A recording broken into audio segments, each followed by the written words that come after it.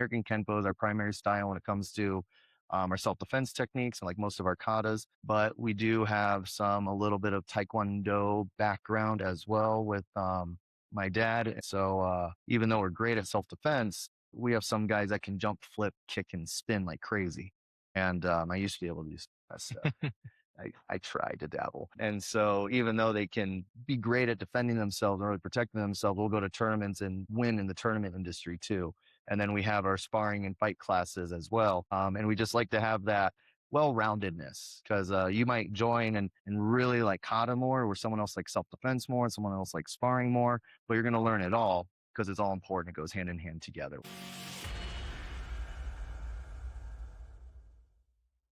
All right, guys. Welcome back to another episode of Brotherhood Beyond Business podcast. Today, we're here with Jordon DePalma, and we're going to talk through his life. We're going to talk through his business and just get to know him better.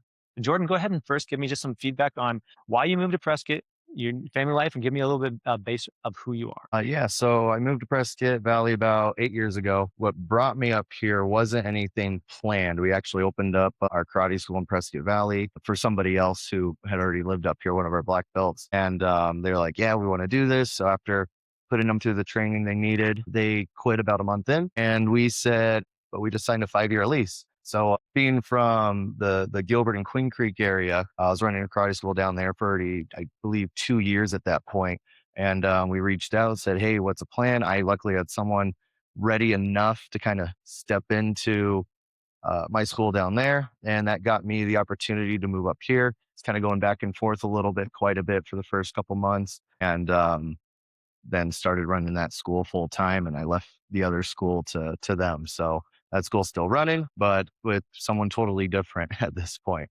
But so yeah, that's what brought me up here. But yeah, originally from Queen Creek, had the plans of wanting to move to a small town, but didn't know it was just going to happen so fast. Yeah. More or less. And so, how you have 4 kids? You said Yeah. You're married to 4 kids. Yep. Tell me a little bit about your wife and your kids. So me and my wife have been together for since we started dating about 3 years. Married we just had our first year anniversary. Congratulations. Back in February. The youngest one, so our kid together, we have a 3-month-old. So that's we call our our band-aid of the family. Just brings all the other kids together. Then I have another daughter, and she has 2 other kids. So the oldest one is a 12-year-old girl. 11-year-old girl, 7-year-old boy, a 3-year-old girl, and then the 3-month-old. And they're all involved in karate too. So it's lots of fun. Yeah, you're at that age with them that's like, so 12-year-olds are getting into like all the different sports that are going to be happening, right? So in terms of that, like that schedule gets busy, plays and recitals and all that kind of stuff. And the little, 3-month-old, like that just like probably not as much sleep as you enjoy. So it's like you got a pretty busy life inside of that, along with running a karate school and then also a Nutri Shop as well, Yep, right? nutrition store. Yeah. So Nutri Shop. So that's a pretty busy life overall. So give me some information about your parents, because I know your parents live here as well. And people in Prescott Valley might know your parents as well. Yeah. So my parents are Fred and Robin DePalma. They moved, well, they kind of live up here half of the time. When the Northern Arizona Wranglers came into town, we were already indoor football fans with the Rattlers down in Phoenix. And I called my dad and said, hey, guess what? We're getting a football team this year. And he said, cool. So we got season tickets. I'm going to go up here. And then somewhere along between the first and second year, he met the original owner and they worked out a deal that then they were partners for the second year. And then he took over for the third year and continued it. So crazy little story. I don't even know how it got started, to be honest. There's pieces missing, but they run the football team. And so they are doing that. I know that's really popular up here. I know there's a lot of the fans and founding fathers and gets together for all those games and stuff. But prior to that, and currently, they run the martial arts school. So my dad started he owned his first school in 1986 in Connecticut. And then in 1991, he moved here to Arizona in this tiny little town called Gilbert at the time.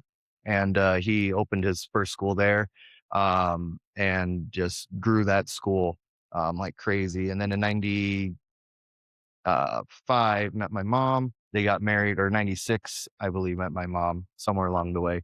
Anyway, I was born in 97. So they got married at some point. And then she came in and started helping out at the schools. He didn't want her to be a part of it at first. He'll tell you that. He's like, nope, let's keep work and home separate. But that's not how my mom is. So she came in and worked her way up in the karate school organization, trained, got to her black belt like normally people would. And then she actually ended up running one of the most successful martial arts schools within our organization, even to today. And so no one can repeat her success with her one school yet. So we're all trying, but that's why she helps out with the schools of, watching those numbers to help us grow because she lived it. She said, okay, hey, do this, this, and this. This is where that success comes from. And then, so they're still involved running the schools, but they're not stepping on the floor teaching all the kids. My dad only comes in now and teaches the high rank black belts, the head instructor, so we can go and share that with the other students now. Yeah. It's funny saying Gilbert when it was a small town, right? Like Uh-huh. there's nothing small about anything in Phoenix area Yeah, anymore. no. How have you enjoyed living in the smaller community? So when you say small community, so I grew up in a town of 600. Yeah. So it's like I know, small town. small I'm town. from Gilbert. You're from Gilbert, right?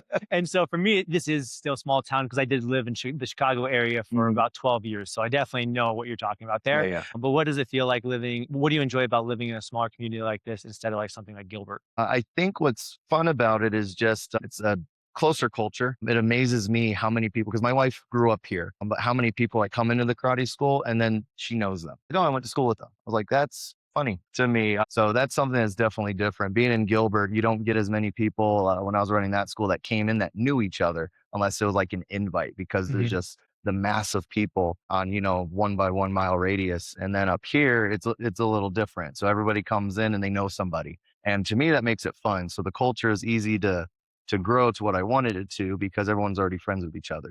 They grew up, they know each other, and they come in and just get to have that culture continue to build and grow at the karate school. So it's definitely different in that aspect. Also, it's different because there's not as much like other martial arts schools around. And because of that, it's like you got less options to more or less pick from.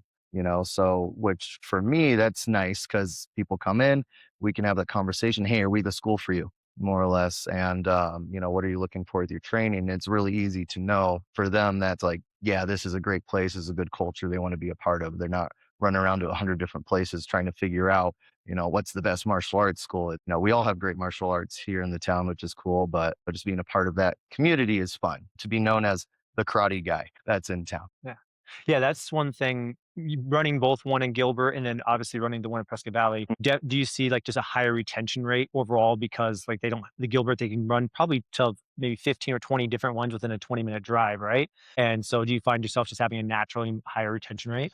To be honest, it really comes down to the person in charge. Because we have some schools down there that great retention rate and others that are still learning it. And up here is the same thing. So it's like my numbers up here when it comes to retention is about equal with the other schools. So that doesn't necessarily honestly change it when it comes to retention wise. It's just easier to know where we're at. That's what makes it simple. It's, hey, yeah, we're that karate school. That's right there. Yeah. Oh, okay. I see that all the time. They know exactly like where to find it or what we're talking about, or yeah, my friend went there, or my cousin trained, or, my friend's kid, or things like that. The conversation is a little shorter, more or less. Yeah. I mean, for us, so we own a gym still out in Illinois, the Chicago area. And so we can literally be a block and a half away from somebody that's lived there for 30 years and they have no idea that we've been there 12 years and that we're right behind them because like there's just so much stuff around that like if they never drive that direction, they just never see that gym. Whereas like in this area, people have asked me many times, are you going to open a gym out here? Which I'm not going to, it's just not a desire of mine. But like I always think about that, like you can actually be, instead of being the best kept secret when you're in a big town, sometimes you're the best kept secret, nobody knows about you, which is not a good thing. And here you can actually build a reputation and people are like, oh, and they'll actually talk to other people about it. In our gym, there'll be people that have lived probably, maybe half a mile from each other for, I don't know, at least 10 or 15 years and never met each other once. Yeah. Here, you live a half a mile from somebody, you've run into them multiple times in some type of event you went to in terms of like your kids going to school or something that you run into people. So for me, it's just a different environment, which I love. When I grew up in, like I said, small town Iowa, I grew up and we knew every single person. And so out here is kind of getting to, for me, I've only been here 3 years, but starting to get to that point too, where it's like, okay, I'm starting to consistently run into people I know. And that's kind of stuff. Yeah. And that's actually I know a side story, but that's how I met my wife. More or less. We obviously didn't know each other prior to starting to date really, but the first time I met her, we didn't realize that one of her family friends had their kids party at the karate school, do birthday parties. And her son was at the party at the time he was 2. And I remember him because he had a cast on his leg at the time. And, she was there and I wasn't I was already in a relationship at the moment, so I didn't think anything of it. But that was the first time we actually kind of ran into each other, was that. And then after the fact, we then, we go to all the Prescott Valley town events, ran into her again, and her kids actually won some karate classes that we gave away. And they came down and did the classes, even signed up for like a couple weeks. They couldn't continue after that, but it at least got them, in the doors. And then from there, they started again because somebody won them free classes again. So they came back and trained for a little bit. But at that time, I was single. So that kind of stemmed into me being a little hesitant because I'm like, I don't date in the dojo, Yeah. when I'm single, that's a rule. But I was like, well, they're not training anymore. They just did those free classes and they weren't around at the moment. So I was like, hey, want to go out sometime? And that turned into we now. So it's pretty fun. But that was just funny to me. It's like, man, we ran into each other all the time up until the time was right, more or less. Yeah, and like that wouldn't happen in Gilbert, or it wouldn't No. happen where I'm in Chicago. It's like you might see one person one time, you'll never see them again in your Yeah, life. you miss your opportunity. I Yeah. remember that when I was young and dating, it's like, oh, she's cute, and then you never see them again. Even at church, it's like they would show up that one day, and then they wouldn't be there again because maybe they were visiting a friend or family, and you didn't know that. So Yeah. you're like, hey, have you seen this girl? Or trying to describe what she looked like because you didn't say hi the first time, and you missed out. And then you learn, okay, I gotta step up a little bit. Yeah, no, that's a cool thing about the small communities. We've been talking about it a little bit, just founding fathers, people like founding fathers and stuff. I've heard them talking about it, and I've talked to some different people about the fact that like this community here is so special, but it's an aging community, and young people like you and me are the ones hopefully in the future going to be able to grow it. We just got to find a way to get more younger people to move to the area because it's just an expensive area to move to in general. But yeah, it's a really cool area overall. So let's dig a little bit into your two businesses, okay? So let's start with the NutriShop part first. Why you added that part, and then we'll go back from there into your karate studio. And actually, we talked a little bit about your name brand change.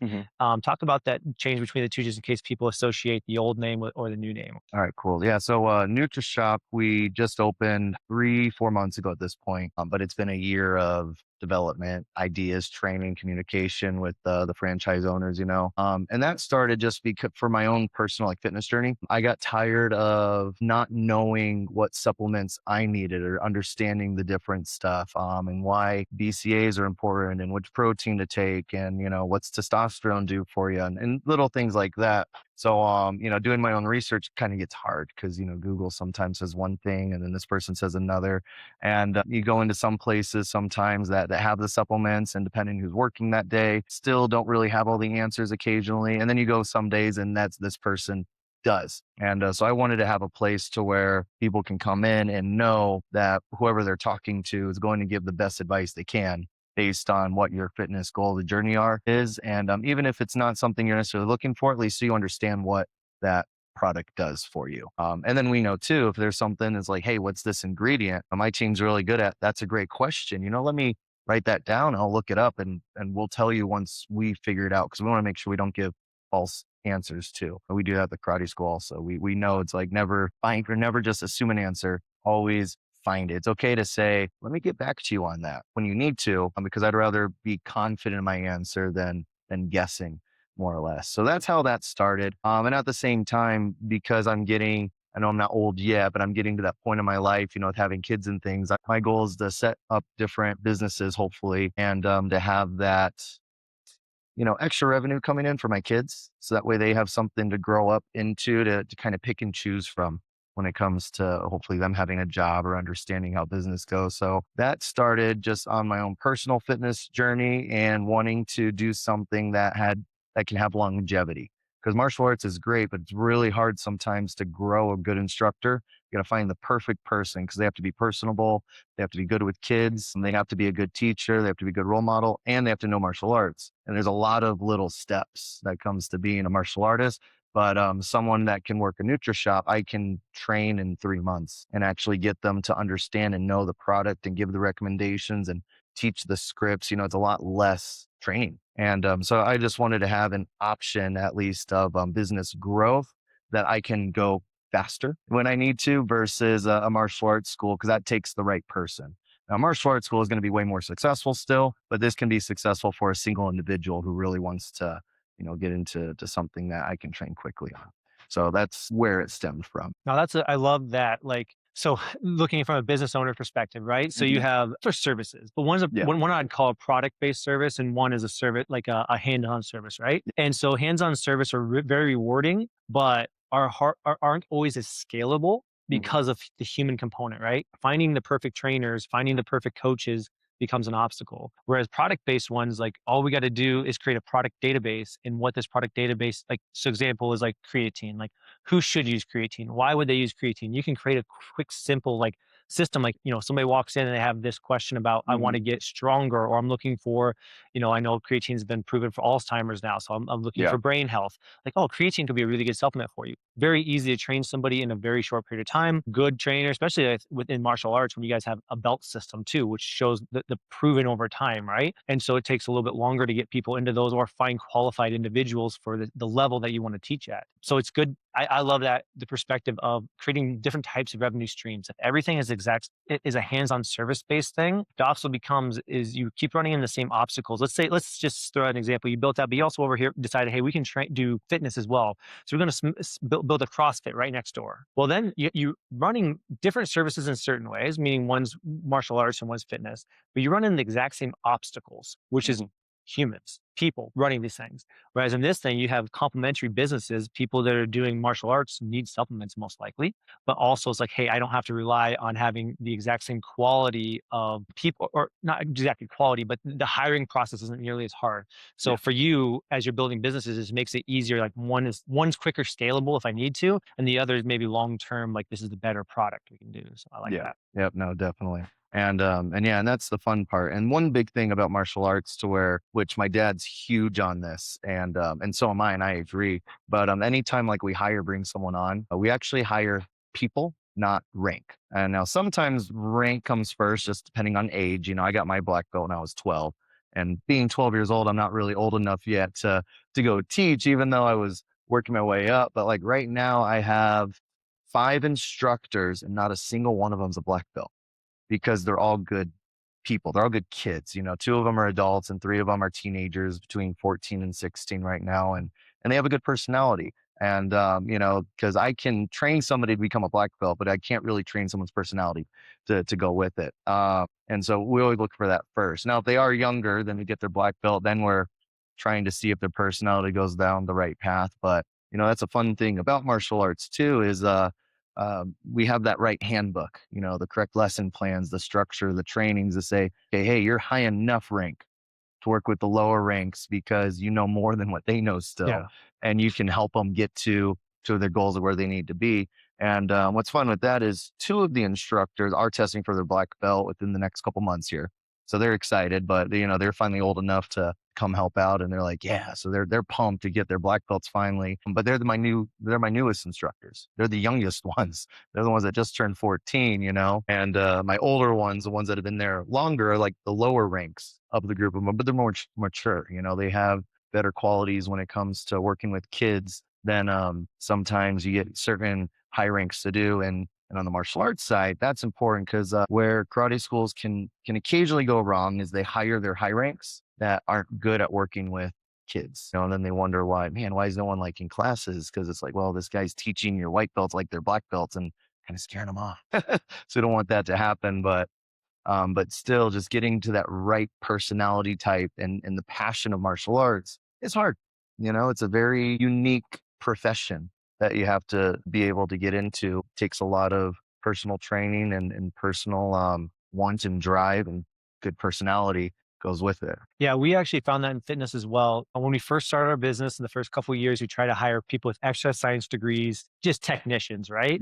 And then nobody really liked to train with them because they just didn't have the personalities, like you're Mhm. saying. So then we flipped our model to being we only hired through our clients. So we just went through our clients, like who's got the best personality and loves this and has time. And then we started. So all of our coaches now over the years have all just been internal coaches or internal clients that eventually grew Yeah. into coaches. So because what you're looking for, most people would think you're looking for the best technicians but technique can be taught. Mhm. Teaching people how to can be taught. Getting along with people and relating to people is a harder skill to teach. Yeah, So you definitely. guys like figured that out early on. I'm sure your dad's known that for way longer than I've ever known that. But the idea is like it's one of those things you would think you're gonna go out and hire the highest skill set out there. And I think in business in general, that's not what you're looking for anymore. Even like in sales, you're not looking for the person that has the most sales. You're looking for the person that relates to people the most, because I can teach them a script. I can teach them how to sell anything. I Yeah. can teach you pretty much any skill that's like a technique based skill, but I can't teach you how to be a good person. I can't teach you how to be a dick, you know? Like if you're just somebody that I just can't teach you that. And so that's kind of stuff that I love that, especially in a very relationship based business. And it's fun because of that, we can give opportunities to these 14-year-olds. They can come in and help out just a little bit. We're really hands on to the kids. And I personally like that too, because it's, for the students, that's who they're more relatable to.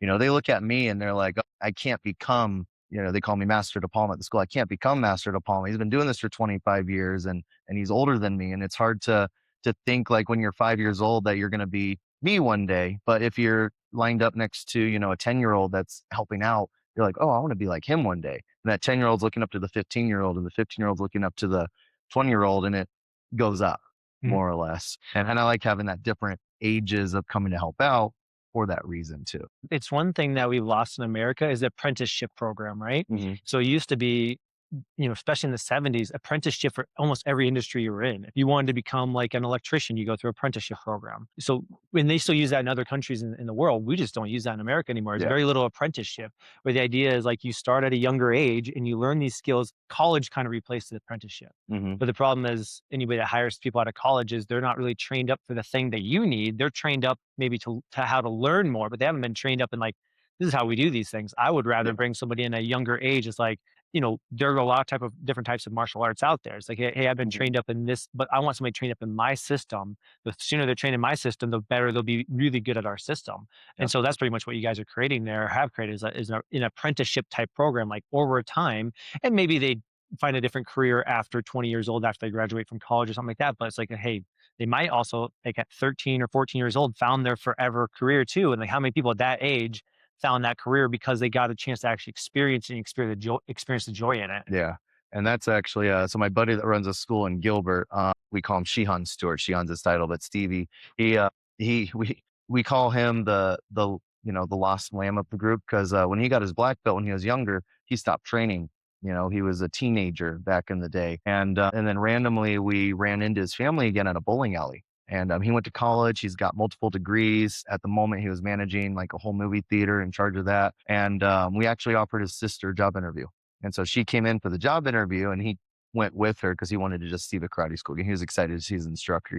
And we're like, "Hey, you want to get back into classes?" And just that conversation sparked. He got back into training.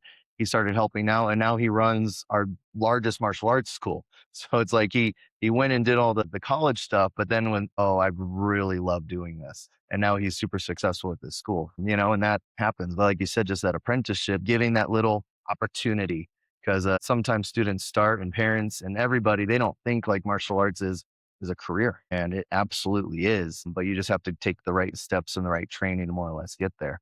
And we're pretty open too. I know you're saying that apprenticeship, but we'll actually hire from the outside if we have the right personality or if this person wasn't given an opportunity from their school. So we have a location in Mesa, and she's not originally one of our students. She didn't go through the ranks, but she was a black belt. But we gave her an opportunity to come help out, and now she's running that location. And that location hit some speed bumps with other instructors who've been there, but it's finally grown. She got it to there because she had the right personality to go with it, and now she's ranked with us and a high rank and everything, which is cool. We're excited, but just that right personality and opportunities for them. Now she's growing her own people within her school too, so it's fun. It is awesome because like Yeah. the cool thing as you move up in like these service-based industries is when you then start to be able to train people underneath you because you've seen the journey that it takes to get up there and that helps along that. Yeah. So who are your, first of all, what are the two names of, like, what's your current name of your karate school and what did it used to be called? So currently, we're now known as 360 Pro Martial Arts. And then if you look on social media, there's a dash. And then it's our name we're transitioning out of right now, which is Team USA Martial Arts. So Team USA Martial Arts, we've been that since I can remember. So somewhere in the 90s, that name popped up. And we've been that name forever, pretty much my whole life. And we just transitioned to 360. A couple of reasons was, one, we believe that we're a very well-rounded martial arts school. Sometimes when you train with, there's nothing wrong with it. You're very one thing focused. And at the same time, there's other martial arts schools that are 100 things focused. So we're neither of those. We're somewhere in between. So American Kenpo is our primary style when it comes to our self-defense techniques and like most of our katas, but we do have a little bit of Taekwondo background as well with, my dad. So, even though we're great at self-defense, we have some guys that can jump, flip, kick, and spin like crazy. And, I used to be able to do some of that stuff. I tried to dabble. And so even though they can be great at defending themselves and really protecting themselves, we'll go to tournaments and win in the tournament industry too. And then we have our sparring and fight classes as well. And we just like to have that well-roundedness because you might join and really like kata more, where someone else likes self-defense more, and someone else likes sparring more, but you're going to learn it all because it's all important. It goes hand in hand together. We're not going to be just focused on one thing, plus some weapon training too. So we can have fun with some weapons from traditional to the more competitive style that you see nowadays also. So that's where the 360 name came from. I think we finally pulled the trigger on it actually because of me. I went and sat down with my dad and said, hey, I really like this name. It's super modern. It's cool. I think the logo we developed was really neat. And I want to know, can I transition into that with my school up here? I'm already 2 hours away from the nearest school. I want to see if I can grow this and start it, at least the small baby steps into it. And he said, no. And then a couple months later, pulled the trigger on it. So I think I kind of sparked the reason behind it more or less. I was like, I really like that name. Cool. It's really neat to be able to say 360 Pro and just go with it. So that's where that comes from, more or less, just being well-rounded. That's perfect because your dad, you said, is 58, you're 28, so a 30-year gap.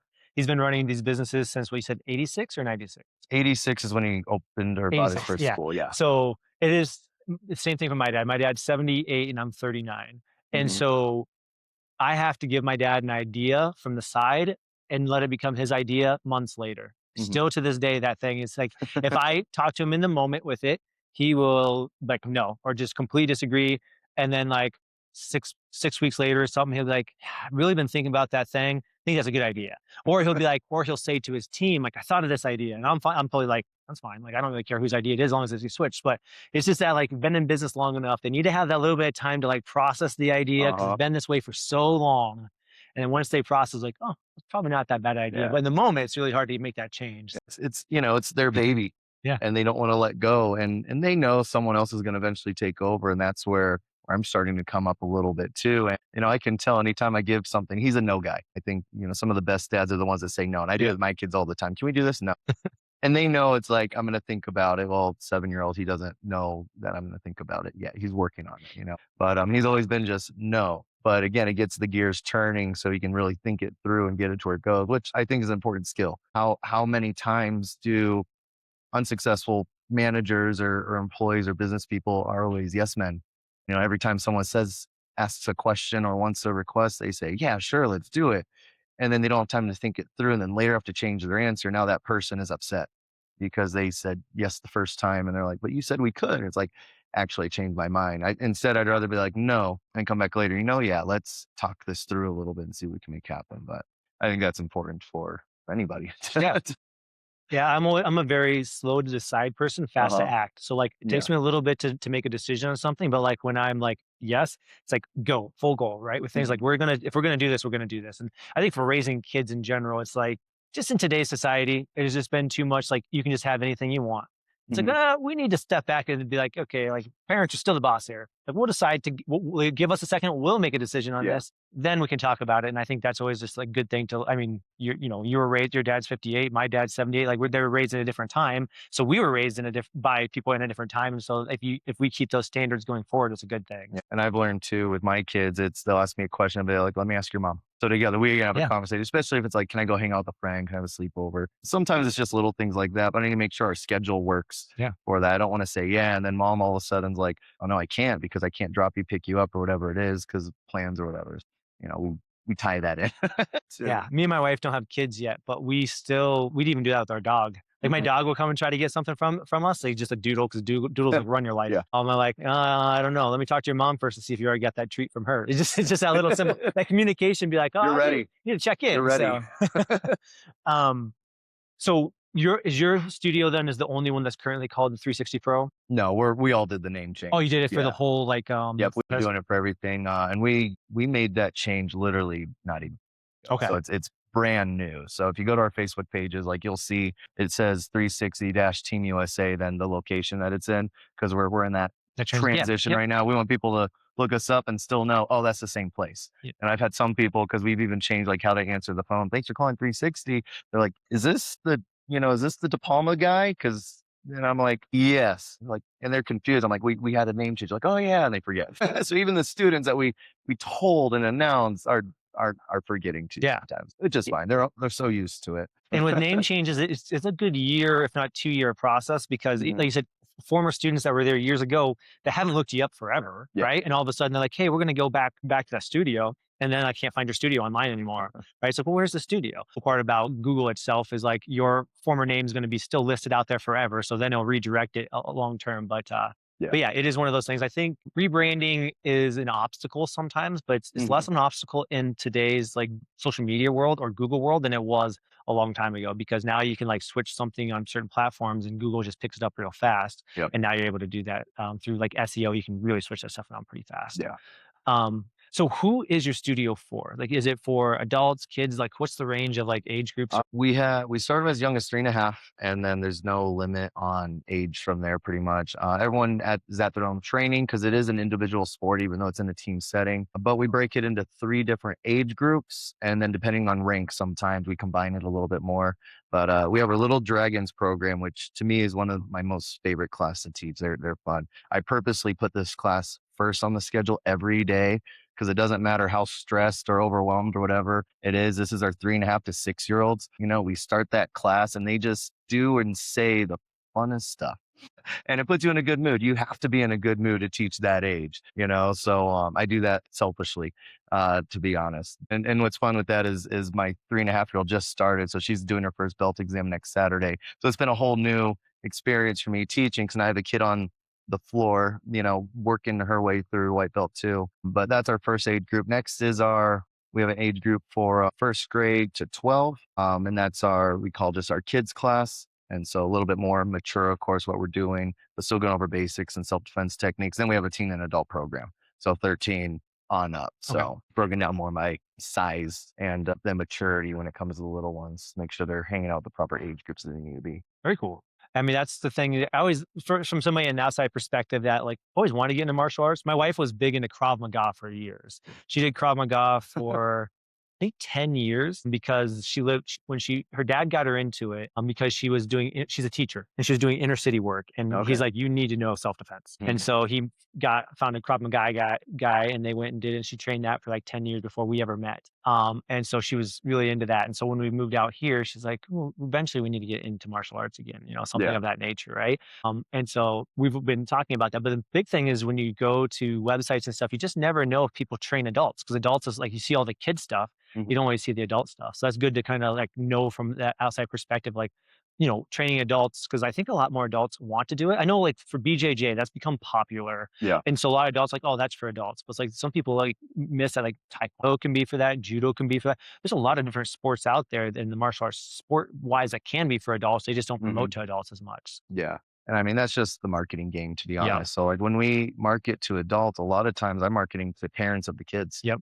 We're constantly doing things like, hey, come train, come learn what your kids are learning. And that's a big thing that we do because we know it's sometimes hard to market to adults because usually the adults aren't the ones looking. And if they are, they don't fully get the differences of what's going on, or they might see something and go, oh, I don't want to train with a whole bunch of kids. And it's like, no, you actually have your own age group to go work out with. And then the next step, of course, for adults is just like starting anything new. It's always hard to take that first step in, more or less. Most of the adults that come when they don't have their kids have trained before. And so somewhere, and so they understand how a dojo works. And so they come in knowing a little bit the expectations. So it's easier for them. To where other ones, it's a little harder. It's scary. You see those TV shows and movies and you have that picture in your head of what a karate school is going to be like, or even the comedy skits sometimes about karate. And you think that's somewhat real. And so you step in and you go, oh no, this is cool. And that's why we have those age groups, just that culture. We want the adults to hang out. I know my adults actually will do barbecues and get-togethers all the time. And I'm like, sweet. So they had like a Christmas get together I couldn't make. And they all just went and hung out. I was like, awesome. So just building that culture and that friendliness that sometimes they'll do the get togethers and they won't invite me. I'm like, what the heck? They're like, oh, sorry, we didn't know you wanted to go. I'm like, it's fine. I'm busy anyway. But yeah, just having friends for adults, how important that is to be able to have friends to train with or to do something with your spouse or just relieve stress a little bit, hit things really hard. You Yeah. know, that's a fun part. Well, in our like business model and the Brotherhood Beyond Business, the way we set it up is like there's 4 domains, but there's pillars. And the Mhm, pillars start out with your faith is your number 1 pillar, your family is your number 2 pillar, mhm. but your fitness is your number 3 pillar, and then your finances, or that's where your business fits in, is your 4th pillar. And a lot of people get confused on why your fitness is in that category. And the reason Yeah. that we say that is that most people can understand the faith and then the family. Like that's pretty easy to say those are above your business, but why would your fitness be above your business? Mhm, And the reason we say it is one is the energy you create through one actually doing movement helps you improve your business. It helps you improve all categories realistically, but like it helps you improve your business too. But also the bonds and relationships you get. Like our gym is, we train, I think we do a really good job training. Our training styles is somewhat unique, but it's a community of the gym that's the most important thing. Ours is a group training mhm. facility. And so because of that, people come in for the relationships more than they come in for the training. Yeah. The training, they get there, they get fit, all that kind of stuff. But they like the people are those hard workouts, people show up for the community part of it. And that's Yeah. what you guys are building in martial arts too, is there's a community component to it. But fitness is extremely important for entrepreneurs, for moms and dads, because fitness itself and martial arts fits in the fitness category for me, is because you're getting your body to move more, which is creating more energy to spend time with kids, creating more energy Mhm. inside your business. Energy is something that, and nutrition can control that component as well, but nutrition plus fitness is like, a game changer for that. Yeah. And it changes all other aspects of your life. Yep. And I can almost, and I know not everybody is going to agree with this fully, but I almost put fitness sometimes between faith and family. And I mean that in the nicest way, but I know when I'm making sure that I sometimes put myself Yep. first, that then lets me be a good dad. That then gives me the energy to go hang out with my kids. That gets me out of bed in the morning. That gives me an excuse to, be healthy more or less. And that gives me that longevity because I want to be able to, my kids are in high school, beat them in a foot race. We all have that goal. We want to outlift our kids, out sprint them, out everything our kids all the time. And my wife is amazing because she understands that, and sometimes if we're having a day to where it's like I really need to be involved more, I'll ask her, hey, I really need to get to the gym today. I'm not, I need to wake up my head. I need to get focused. I need to zone in on what I'm doing. And I know days that I like don't go. I'm not the man I want to be those days because I didn't get my release. I didn't get my energy. I didn't get the brain powers going more or less. I'll ask her, I'll be like, is there a good time I can go today? Now, I know we're busy, but is there a time I can work around? And she's like, no, then I'll be like, okay, hey, I'm going to wake up an hour earlier than normal. I'm going to get up. I'm going to go and do my workouts and I'm going to come home and then I can be dad and I'm a lot better dad Yeah. in my opinion. So, and I'm not putting myself first. I actually think going for me, having that fitness, that health journey is actually putting my family first because I'm doing something for them to myself. I'm doing it for me, for them in the long run. It's the 'Cause idea in the airplane, you put your mask on first, so then you can help your family. yeah, But if you don't put it on, you'll die before you can actually help your kids out. yep, So it's the same idea as you're doing the thing by creating this energy or this mental clearness that I need to be the best father I can. I do mhm, this to be the best father. Without this, I'm not as good a father as I could be. yeah. And father, business owner, everything. Yep. The days I don't go, I just sit there and I got this brain fog going on and just the energy levels isn't there. So like even today before here, I was at the gym. I was like, I need to go work out before I come in and do this podcast because I know if I just wake up and drive down, I'm going to be sitting here and I'm not going to have any energy going on. I'm just going to be dead weight just sitting here. So I always try to prioritize that first. And if I know I'm going to have a busy day, I'll add it into my schedule a little earlier. Okay, hey, I'm going to go to bed a little earlier the night before. And I really focus on that. But I think sometimes that's where, men can miss out is they don't prioritize their fitness and they put everything else first, which I get there is priority, but then it's always on the back burner. When I'm done, I'll go to the gym and then that thing never ends. When I have time, I go to the gym and then that time number comes. And so, again, that's the nutritionist part of me coming out. But to me, that's just as important as family almost. To me, they tie hand in hand because that gives you the energy to go be a good dad, especially if you have a boy to go play catch, to run around, go to the park, or 3-year-old chase your daughter around at the park and go down the slides and not have any issues with it, more Yeah. or less. Well, you're in the same boat as me where it's, I've been doing this since I was 16 years old. Mm, And so people, one, will always say, well, you've always been doing it, so you're used to it. And the other thing they'll say is, well, you own gyms, and so you always have the time. I'm like, no, no, no. By owning a gym, I have way less time than you think I do to be able to do this. When I want to work out is when I'm actually coaching you or training you. Mhm. So my energy levels are so it's actually harder sometimes. And I see this this is for other entrepreneurs too, is because we have such a busy schedule, we think that that 1 hour or even a 30-minute workout takes away from our day, when realistically it would add so much to your days. Like, because the emails, that extra 30 minutes of emails you're going to check that you don't need to be checking because you're just kind of playing around with them, because like, Mhm. just like go do a 30-minute workout, come back, and those emails will get done in seconds Yeah. because your mind is fresh for them. But no, I love that. That's your philosophy, because I think it's, do you know who Andy Frisella is? He No. owns a company called First Form Supplements. And so, Okay. have you ever heard of First Form Supplements? Yeah. Yeah, First Form Supplements. He owns that company, and he's a big guy on the concept of you got to take care of yourself first, take care of home. So in America, the idea is like you need to take care of home. You need to take care of yourself first. The best way to improve America in general, or the world in general, is to make the best version of yourself, because the best version of yourself is going to make everybody else around you just slightly better, Yeah. right?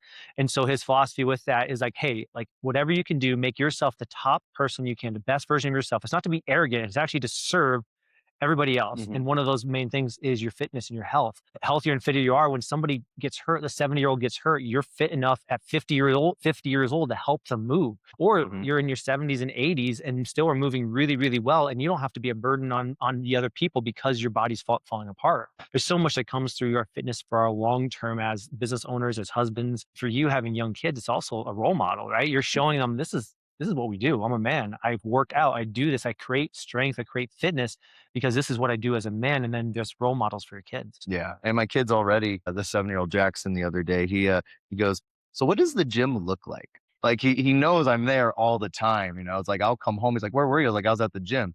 And he just, to him, like that's just this extraordinary magical place that I disappear to all the time, and I lift heavy things. He has no idea what's going on. And he just goes, so what does it look like? And I'm like, oh man, it's awesome. There's like weights, and the movies where they're like lifting things up. He goes, yeah, it looks like that, but better. Just giving this picture. So one day when he is old enough to go, he's going to walk in and be like, but that's my goal for him at this point, because he's already seeing those things. But then, because he does class, he's got the best push-ups. And I think it's because of that role model. He sees me work out.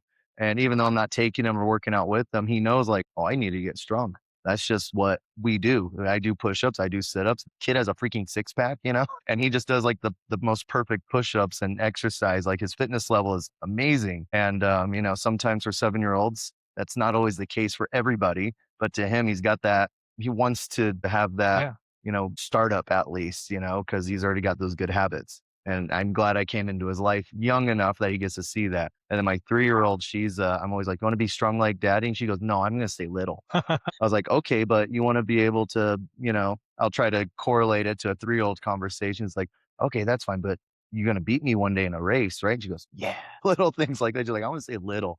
And I'm like, all right, yeah, you'll be little. Don't worry. She's like, okay. Yeah, it's that thing that most people don't realize how much of an impact of your daily actions affect, because your kids are always watching, right? Mhm. We used to, in our gym, used to have this thing we probably still do it. But when when a client first starts with us, they get a video after the first week, and the video comes to them via email. That's like a video of we found on YouTube. That's like they're always watching, and it's a kid watching her mom do workouts in the garage, and like Mhm. the whole thing is, mom, I'm always watching, right? Yeah. And so that's the idea, is like all the things that you're doing, the habits you're creating, you're doing that. For me, my dad never worked out, but my brother, when I was probably 11, took me into the weight room at the strength conditioning at our school when I was young, with him, and I got to see all of them in there doing heavy deadlifts. Yeah. And at 11, I was like, that's the coolest thing I've ever seen. And then from that point on, all I wanted to do is lift heavy shit. I just Yeah. literally wanted to do. That's how I Yeah, phrase it too. yeah. When I'm like having an anxious day or whatever, because I have a gym, Anytime Fitness, because they're everywhere. That's Mhm. the whole reason that I signed up there. Love the gyms out here. Love the personal ones. I just have an excuse. I travel a lot, but me and my wife have been driving before, and I just had just this heaviness, going on, and I'm like, I need to go lift heavy shit right now. So we'll pull over, we'll find it anytime. And she'll just sit in the truck and, be on her phone, do her thing, do her makeup or take care of the baby or whatever. And I'll run in. I was like, I'll be quick. I'm I'm just going to go do some bench press and go do some deadlifts and go do some rows and I'll be back out. I just, superset it real quick. And I come back, I was like, okay, I feel much better. She's like, you good? I'm like, I'm good. Okay. Anxiety is gone. And then we'll continue on our drive. It's like, we'll just stop in real quick. If I'm just not there, I'm starting to get anxious or my heart rate's going or whatever it is of just like overwhelmness. That's like my go-to to go, okay, I feel better now. I got my breathing going. I got that heavy lift in and those that don't go to the gym, they're just missing out on that. And sometimes to me, that's a save all for everything. And it's been amazing to learn that. It's I call it minimal effective dose. Like what's the minimal effective dose I need for myself? And everybody's different, right? I'm the exact same way for you. I just need to superset 2 big lifts together. And honestly, if I'm having a bad day, it's 2 big lifts in an arm thing. I love to get a bicep pump on when I'm not feeling great. Cause it's like when those things start popping, life's good. Yeah. I like the bicep one, but it's usually for me, it's going to be back squats are one. I love to do back squats. And then for me, and I've always liked pull-ups for me because like at my body size, pull-ups are hard. I weigh 235 pounds. So like for me doing pull-ups, but being able to like rep out lots of pull-ups just shows me strength for me. So I love to superset them with a pull-up thing and then also doing some biceps at the same time. But yeah, but that's a minimal effective dose for me. Like what's the thing that can reset my mood? If I have an hour and a half, I'm going to use an hour and a half to lift weights. But a lot of times I don't have an hour and a half. A lot of times I might only have like at most 25 to 30 minutes. So it's just like, I'm going to hit a quick warm up to get these muscle groups going. I'm going to hit minimal effective dose of a good, strong superset.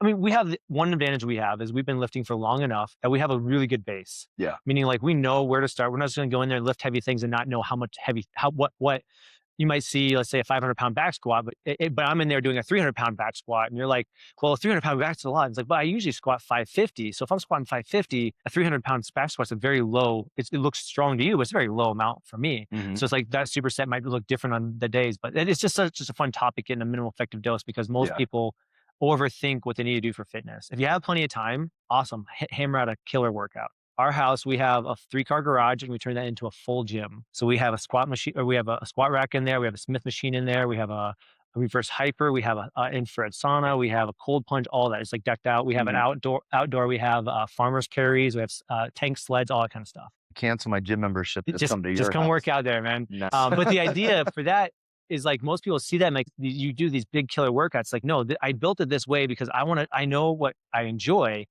And I really only have 30-minute segments in my day, but I'll usually do 2 30-minute segments. Yeah. And so I can go out and have the tools there to be able to lift heavy stuff quickly and then be able to get back in. And I have all these tools sitting here at all times. I can go play around all I want. I just don't have the time to. And a martial artist that I look up to, his name's Dave Kovar. You might have heard of him in 97 Display also back in the day. From California. But he shared this story and I was like, that makes sense. So many times people have excuses for, not having time or not having the proper equipment. But he shared the story that anytime he would be traveling with his dad, or even just being at home, his dad would wake up and do just 3 sets of 10 squats, 10 push-ups, and like 20 sit-ups. That was it. And he goes, Dad, that's not a whole lot. That's not going to do much. He goes, yeah, but a little bit of something is better than a whole lot of nothing. And like, that was that. I'm like, oh, how true is that? Just in a fit gentleman still, if you see pictures of him like strong, but he goes, yeah, I'm just doing a little bit of something every day. That's still healthier for me than doing nothing at all. And I don't have all the equipment. I don't have the room. So just, in place doing something. And it just kept his body moving until he was back into his normal routine of, okay, going to the gym or training or whatever it may be. Like, how important is that? Some people make those excuses. I can't train today because it's like, well, you got body weight. You can go do some push-ups, go do some sit-ups, go do some, squats or things like that, just to keep your body going. Yeah, well, it's the all or nothing idea that we use, right? I either can work out perfectly or I can't work out at all. Nutrition, I can either eat perfectly or I have to binge the whole day, right? Yeah. And so it's like, I mean, using nutrition as an example for you, it's like, somebody that's traveling is like, hey, let's take a protein shake, some creatine with me and a BCA. And I probably make it most of the day without even eating any food. And then I have a good meal at night if I'm traveling. You travel a lot. It's like most things people try to make perfect. And the people that do a really good job, like you were saying, don't do perfect. They just do good enough. Like that guy, they show up every morning. He just showed up every single time. It wasn't a huge amount, but enough to get the things going. When things could be perfect, he made them perfect. Yeah. But like in a given 365 days a year, there's probably going to be very few perfect days out of them. Yeah, no, definitely. And that's super important. Even in business too, it's like sometimes you want to have your perfect task list, what you're going to do every day. And that can occasionally overwhelm people. They're like, I don't want to go to work. I got this huge task. And you learn real quick, okay, you know what? I'm not even going to focus on that. I'm just going to show up, or I'm going to write down, all right, what's the most important thing on that list? And I'm just going to do that one thing. But just that start is okay. I got that done. All right. What's next on that list? Okay. I got that done. What's next on that list? And the next thing you know, you can have the worst day in the world, but you got everything completed all of a sudden. That overwhelmness just when you went through it because you weren't thinking about it. You weren't thinking of the whole picture. You were narrowing it down to one or two things at a time. But just that little bit of something eventually got you there and how important that is too. And to me, it translates to martial arts, it translates to the gym, and it translates to business at the same time. Yeah. I, No, you're right. I mean, I'm a perfectionist in certain Same. ways. Yeah. And so like I build out a perfect schedule and I have it in my calendar perfectly laid out, right? Mhm. And in a given week, I will hit a perfect day 0 times. So, you know what I mean? But it's the idea is like, it's like I lay it out, but it's one of those things mindset wise over time. Yeah. It's actually something I have to pray for a lot. I pray to God a lot to be like, just give me the patience that this week's not going to go perfect again, as every week in my life has not gone perfect. Mhm. Give me the patience to be okay with that. You know, it's Yeah. like one of those things where you get done with the week, like, man, I had these 30 things I was going to get done and I got 4 done. Like, what the heck happened this week? But you've got the 4 most important things done that need to get done. And the other things were just noise, right? And I Yeah. think for business owners, we do struggle with that idea. It's like we just showing up and getting the work done, that's all that matters. And the amount of stuff that you always want to get done is, I do call it noise because a lot of times other people's priorities I'm trying to squeeze into my schedule Yep. versus my actual priorities. And that is important too is you kind of said it, but write it down. If you feel like you have a list of things that you to do, it's overwhelming you. I've learned it's like, okay, write down that list, actually put it on paper, don't keep it in here, write it out so you can visually see it. And how often do business owners know what they need to do and it stays scrambled in their head, and then they're all over the place and they're not focusing on one thing, they're jumping around one to the next because they never looked at it as a whole of like, okay, what do I need to do? And then you can take it from there and go, I don't need to do that. You do that. You're mine. You work for me. Go do that thing for me. And I've learned to just write things down. And my parents know that. So for Christmas, they got me this whiteboard and it's a checklist. There's this big checklist. It got 10 little boxes on it. I've yet to put it on my desk though. So that's my problem. I need to write down, put it on my desk, but it's just this checklist because my mom knows when I write things out, because I've told her this, that I'll just go through my checklist one thing at a time, but visually seeing it really helps me out. And then sometimes I'm like, ooh, I thought of something more important. Or I'm like, oh, I can't do this step until I do this one. But writing it down, I can then move it and go, okay, this is more important than that right now. Got to get that done first, whatever it may be. And just that's been a huge help for me, just writing things out, writing it down. And that's where my parents have always worked well together. Is my dad's been he's a very good thinker. He's got all these great ideas. He'll share them with my mom and my mom will write them down for him. And so we have these task lists like running the karate schools. It's awesome. We got 150 things that we got to do every day to keep our karate school successful. And it sounds crazy, but we delegate it out from cleaning everything, but it's written down step by step in the order to do it in before classes start and then what to do during classes. So that way you're going through, you don't have to try to remember everything to do every day.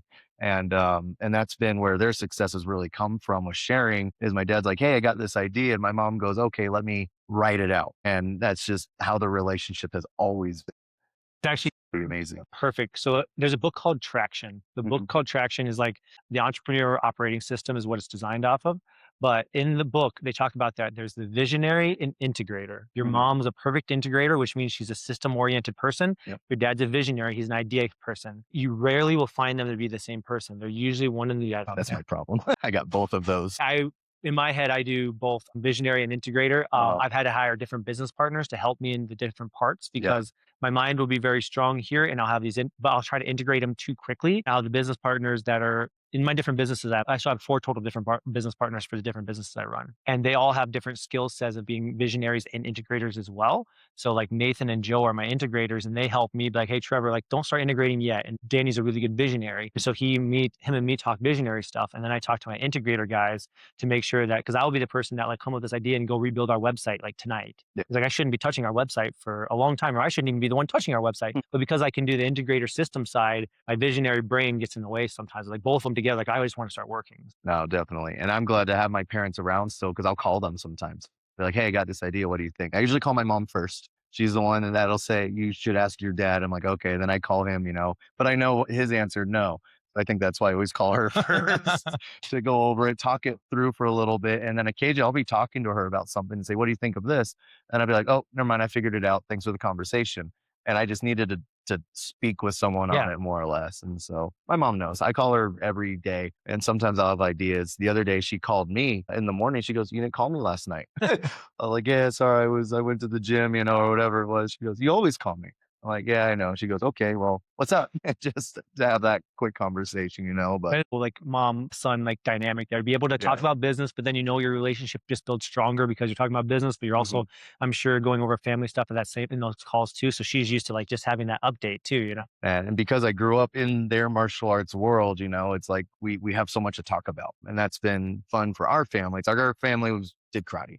That's growing up. We were the karate family, more or less. And not everybody in the martial arts world that runs karate schools has had that in their home, and we were lucky to all do that. And so it became fun. And I think that's what really made me step into that role, want to be an instructor, because that's what my parents did. At least they gave me the opportunity to do it. And then I realized I really like doing it too. So I just kept it going. Well, I mean, that's perfect to transition to our last topic is legacy. Like literally that's the legacy you guys have built. Your legacy has been building around martial arts, right? Like this Yeah. relationship that you've done through that. So have you thought about like, what's the legacy I'm looking to leave? You kind of have your parents' legacy. Your parents are still young enough. They're still going to be doing business for another 10 or 20 years. And so it's not like they're going to be stepping out of their legacy yet, but what's the kind of legacy you're looking towards? That's actually a tough one because still feel I'm so fresh into where's my role that I haven't gotten to that point yet of what's my legacy going to be. But I think just that legacy is, having the proper systems and setup for those to continue to want to do this in the future. It's like when I'm gone one day, I want to be able to have everything set and ready for these other martial artists to come in and go, oh man, I'm so glad they put that together for us. Thanks. That was a huge help to continue it to grow. And then also for my kids to be able to know that they have, options in their life to do what they want to do with their careers, but to know that they have that choice to step in, to take over, to have something to always come back to, more or less. If they grow up and they want to go to college and do this and do that, that's fine. We'll have those conversations when it's time with them. But I still want to have that freedom for them also to come back and say, hey, I need a job, or hey, this isn't working out. I actually really like doing that. And, I want to take over the family role, more or less. And, just to have that success in future for them too. So I think that's where I'm trying to go towards. But again, it's so new and so fresh that honestly, I haven't really thought of legacy yet. I'm still in the growing Yeah. phase. And legacy is always changing, especially Yeah. at a young age. It's always changing. And I think the way you said it, though, especially with your kids, is that's something that's overlooked by entrepreneurs a little bit. Mhm. Is sometimes they think about the legacy having to be that their kids take over their business. And that's not Mhm. always realistic, right? Because you Yeah. might have different interests. The business might not be what they want to do. But one of the legacies that you leave is like by running a business and owning a business, it shows so many standards to your kids, right? It Yeah. shows like, hey, I show up and do this every day. I employ people that are in this community. And I'm doing these things on a routine basis. I have to show up when nobody else will show up as an entrepreneur, right? When you own a business or you've somebody has to show up, Yeah. and so like just even in martial arts, it's like one of those things where it's like, we have you have a class at 4 p.m. and somebody else is supposed to be teaching it and they didn't show up. It's like, who's going to show up? Well, even though like I've removed myself from this role, I've got to be the person that walks in and does it because somebody's got to show up and do it. Mhm. So that's a legacy you pass on to your kids that way. And then the cool part for like a big picture for you is my dad has a big business and has a legacy there, right? And Mhm. he wanted me to be in that business originally. And I stepped out of that legacy because it wasn't the journey I was on. But now at 39 years old, I just took over a consulting role for his business because I had built a skill set outside of it. Now that I can come back and help his business grow, my Mhm. siblings grow, but because he had that business, I could always come back and help. That was really cool because like watching my dad do this amazing thing gave me all the skills and all the desire to become my own entrepreneur, build my own Yeah. stuff. But then over time, I developed skill sets that he didn't have by stepping out of his role too, but to eventually come back and be able to help again. And Mhm. so it's one of those things when there's just so much cool. I love entrepreneurship because Yeah. building businesses just gives you so many vehicles. It could be vehicles for your kids. It could be vehicles for financial wealth for you and your family as you get older and something Mhm. happens to you physically.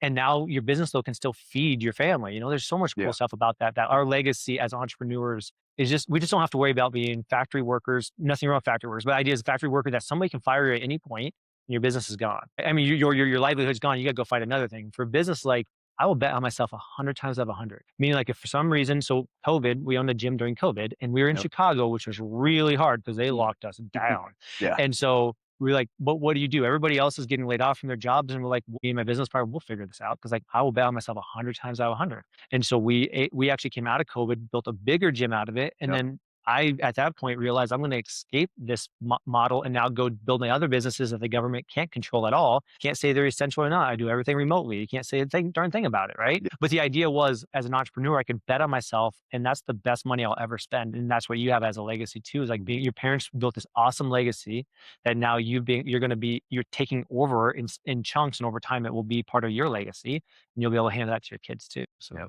Yeah, no, definitely. awesome, Jordan. I appreciate the conversation today, man. Cool. Thank you. Hit subscribe, turn on notifications, and stay locked in. Brotherhood is more than business. It's about leading from the front, leveling up in every domain, and becoming the CEO of your own life. Step up, execute, and we'll see you in the next one.